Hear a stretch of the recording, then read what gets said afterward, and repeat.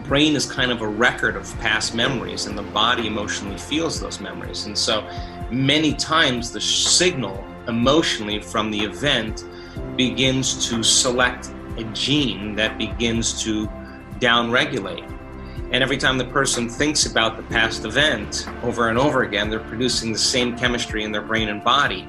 And stimulus and response, thought and feeling, image and emotion is conditioning the body into the past. So it begins to program the gene.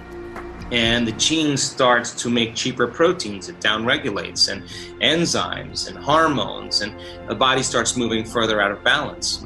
And so the person then thinks neurologically within the memory of that experience and feels chemically within those emotions, and how they think and feel is their state of being. So many times the gene starts to be activated after a strong emotional event. So then how could we then begin to change that gene expression?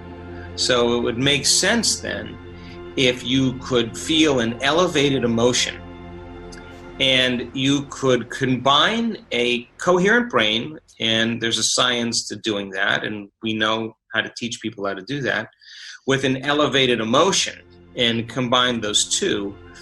And you can teach people how to be so present that they can begin to see a new future or imagine a new future.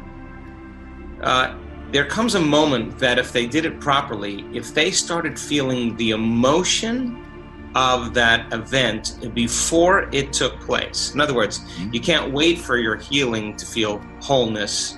You can't wait for some type of physical change to feel gratitude. That's living in separation or lack. That's waiting for something out there to tell you you're changed in order for you to feel that kind of separation or emptiness taken away.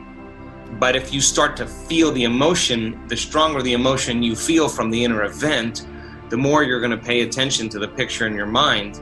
In a sense now, you're changing your brain and body from living in the past present reality to living in a future present reality.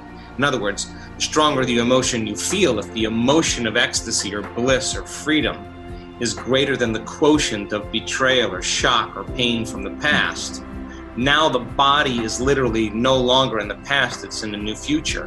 And the stronger the emotion you feel, instead of paying attention to the picture in your outer world, if you're truly in a state of meditation, your body is so objective that it's believing that that future event is happening in the present moment because you're feeling the emotion of that event. And that begins to select and instruct new genes, and genes make proteins, and proteins are responsible for the structure and function of your body, and the expression of protein becomes the expression of life. And we have seen people have an inner event that transforms them to such a degree that all of the shock and betrayal that happened in their past, they look back at their entire past and they say, I don't want to change anything about my past because it brought me to this moment. I understand why I had to go through all of that to finally feel this. It was worth it. And they're betrayers, they're abusers. They have nothing but compassion and love for them. They're seeing it from a different level of consciousness, not from the same emotion. And the memory without the emotional charge is wisdom. And the person now no longer is living in the past. And so that's what we want people to experience. That inner event is so real that it replaces the circuitry, the gene expression of the past into a new program of the future. And the person will say to you, I know I'm healed. Many times they say